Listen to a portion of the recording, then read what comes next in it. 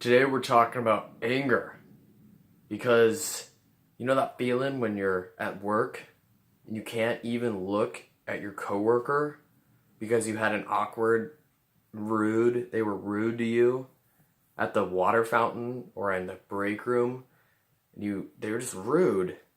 And so you left, and now every time you see them, it's just awkward. You don't even look at each other, or you say, hey, that's it. Or maybe you're like me and you're a little annoyed at people on the road.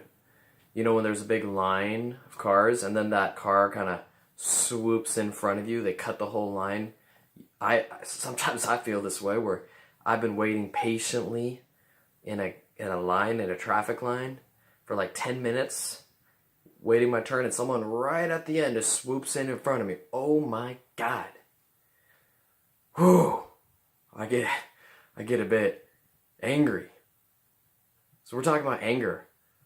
Before we go into the 3 steps to reduce anger, we're going to examine anger because it's so important to learn about anger first. So many people have this misconception they're calm and then they're angry. Right? Like when I'm in the traffic line and I'm thinking I'm calm, driving, waiting in line, and then someone cuts me in and I'm instantly enraged, right? Or that coworker at work, I'm fine, I'm chilling, I'm good. Oh, there they are. Oh, now I'm pissed off. So that's a misconception how anger works.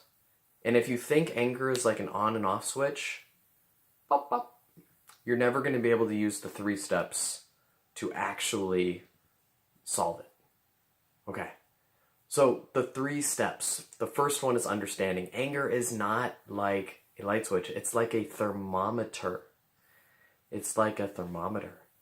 And we have a bunch of worksheets you can download that cover all 3 steps. One of them is a thermometer and noticing the signs that you exhibit as you go up the thermometer. And that's the first part about awareness. The first part of curing anger is this understanding, this awareness, this knowing your own thermometer, where you're at on the thermometer.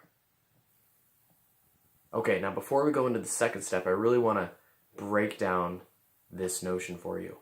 So you figure out some signs that indicate you're getting angry.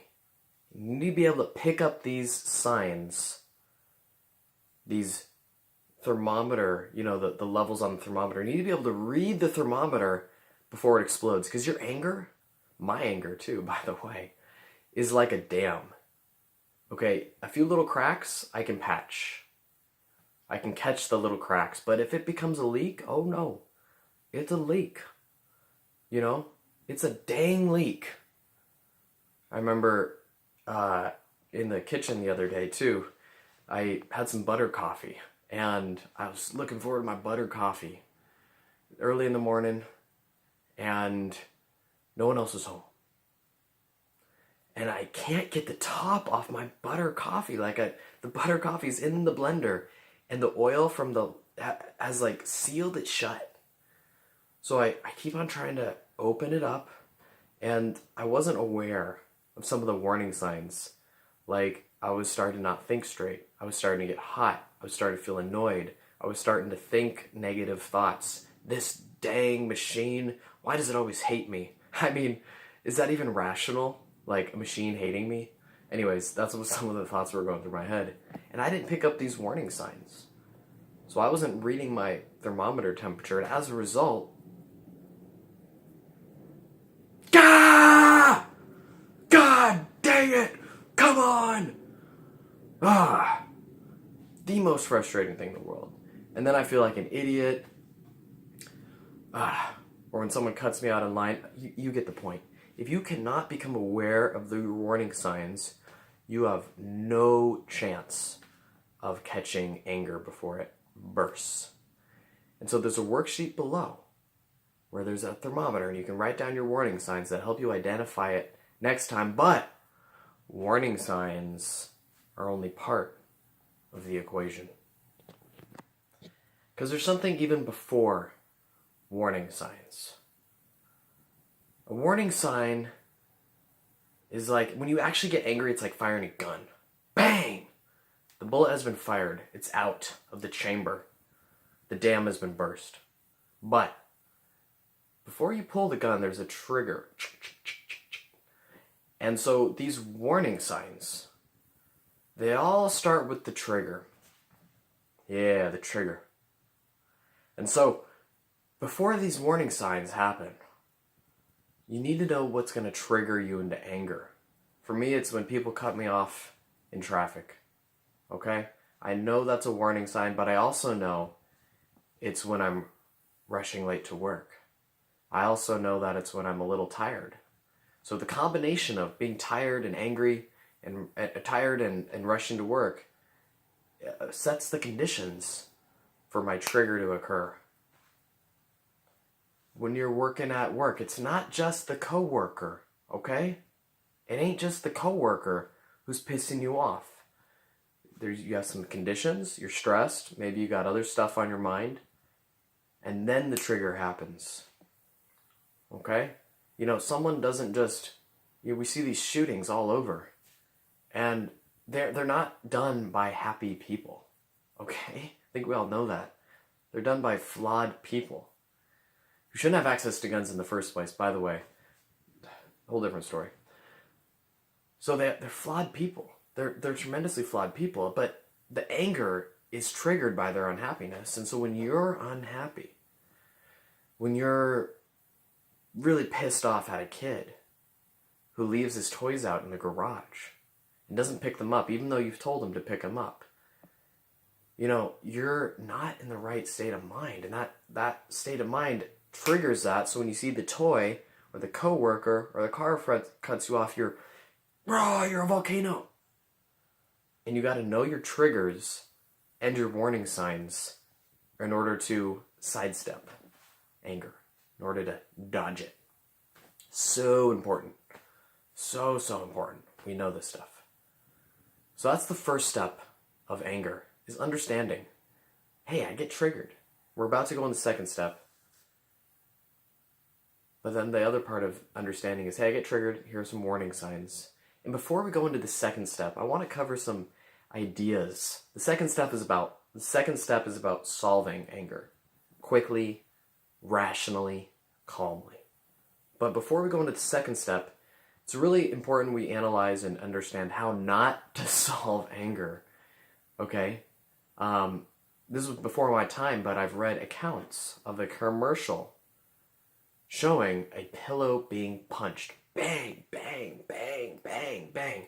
And the commercial would go something like this. Are you stressed at work? Are you mad at a partner? Buy our pillow and punch the shit out of it. Then you'll release your anger on the pillow. You'll be calm and happy. Ding! Buy our fucking pillow. No. It doesn't work that way. Alright? You punch anger and anger grows. Okay? Because it's like a dam, alright? Remember that dam analogy? If the dam is broken, the dam is broken. And you might think like, oh, if I punch the punching bag, then, I'll wear myself out. But it doesn't work that way. It doesn't work that way. Because you're still being triggered. The conditions haven't changed at all. You might solve it for 5 minutes, but unless you deal with the trigger, unless you deal with the warning signs, there's going to be some time when you're going to explode. There's going to be some time when you don't have the punching bag with you. And you're going to get angry. You're going to say stuff you regret. You're going to wish you had some better skills. And when you hear how easy these skills are, that are scientifically proven to actually reduce anger, you're going to be amazed. And on the topic of science too, it isn't just me saying the punching bag doesn't work. It's a pretty easy study to have people, have a group of people punch a bag and have a different people talk and do the other things you're about to learn on how to reduce anger. and then measure, heat, body heat, perceived reactions. It's easy to measure if anger, punching a punching bag actually reduces anger, and it doesn't. Go look it up online. Does punching bag lead to anger reduction? You'll get a resounding no. Okay, you can't get anger out of your system, and even if you could, you're still going to be provoked later on. You're still going to be out of control. So it's a temporary band-aid. We want to solve anger. The first step of solving anger is, I challenge you, in the worksheets below, go down the worksheets, figure out your warning signs, figure out your triggers. Okay, second step, solving. Now, some of these solutions may sound very similar to the punching bag analogy, and I want to describe real quick why they're different. The punching bag analogy is where you're almost imagining your boss's face or your coworker's face on the punching bag, and you're generating rage as you punch this punching bag. You're imagining punching your coworker, your boss. You're imagining hurting another human being. And that doesn't solve anger, all right? The last misconception before going on to the solutions is realizing that anger is called a secondary reaction. It happens right after the first reaction, and the first reaction is getting hurt. All right? It's not that I'm angry at the other person cutting in line. It's that I'm angry that they didn't respect me. Okay? It's angry that they didn't wait in line like I had. That they didn't, like I was patient, they didn't see me. It's not that you're angry at the coworker because they're just an asshole. It's because they didn't respect you. You wanted their respect, and that's perfectly fine to want respect. And you deserve respect, and they didn't give it to you. And you felt hurt. You didn't feel heard. You felt scared. You felt fear. And that's the first reaction. And that's what causes anger. All right? So unless we can get down to the root cause, you're not going to be able to solve anger. And the intention behind these activities that we're about to cover is much different. When you're generating the punching bag, you're acting out of anger. Bang, bang, bang, bang, bang. But another scientifically proven exercise, very easy. You ready? Playing outside. Doing jumping jacks. Now, what's the difference between punching bag and jumping jacks outside? They're both physical exercise. They're both changing your state of mind, releasing endorphins, releasing energy, stuff like that. But one is done with malevolent intent. You're punching the punching bag. The act of punching is violent. And violence is... All right, good luck trying to get your anger out with more violence. You need to somehow first distract yourself, right? If you're so caught up in the anger, you need to be able to divert it, okay? Sometimes anger is like, it just grips you by the throat. Once the dam has been broken, oh my God, good luck trying to close the dam. So that's why we got to get those warning signs. And as we see these warning signs, as our thermometer gets warmer, we got to be, oh shit, the dam is about to burst. I gotta divert my energy. I cannot be thinking about anger. I have all this energy. If I go down the path of anger, I'm going to regret it. So I'm going to go outside. I'm going to distract myself. Distraction is a short-term solution. For a long-term solution, you can check out the nonviolent communication articles. These are dealing with immediate short-term reactions to anger. And if you can divert the energy, and we'll go over a couple more techniques in a little bit, but if you can divert the energy and distract it, you can prevent the dam from breaking. And then, just like anything, it'll get cool. You'll cool off. Thermometer, right? This is why we know our situations and our triggers.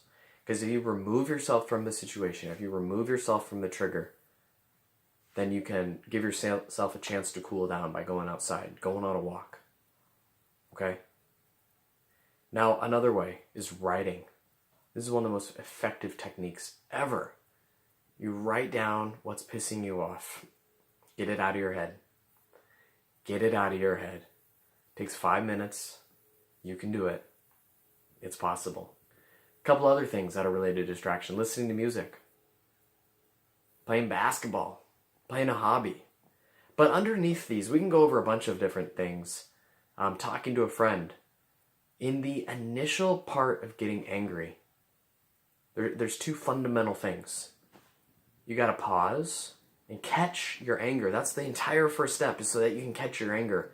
Okay? If you cannot be aware that the dam is about to burst, that the thermometer is hot, you ain't got a shot. You gotta know your warning signs. Do you get hot? Do you get flustered in your head? Do you think negative thoughts? Do you feel like punching something? What are your warning signs? Go to the worksheet below. You'll see a bunch of other solutions. You'll see a bunch of other examples of triggers. You'll learn about the cycle of anger, which starts in our mind, goes into our emotions, heats up our body, and then we act. All right, so go download that. But then we start getting into the third step. And before the third step, we really got to cover the distraction. You got to pause, catch the warning sign, and distract. Divert the energy. And we divert that energy by doing something else. Okay? Because here's the thing. The costs of anger. When I hate admitting this, but I've been triggered into anger so many times driving. This sounds silly, but hey, it's true. I am really careful now to like drive super close to the next person. That doesn't make me feel good. I'm now like hunched over my car wheel when I drive. Because I don't want people cutting in. I don't want to give them space. And I'm like narrowly focused ahead. It's embarrassing. It's embarrassing to me to even admit this to you. That I'm like driving the road, whenever there's a car line, like I'm trying to get tail to tail so no one can cut into me because I get so mad. Right? So when you act in anger, you end up becoming a different person. It's someone that you don't want to be.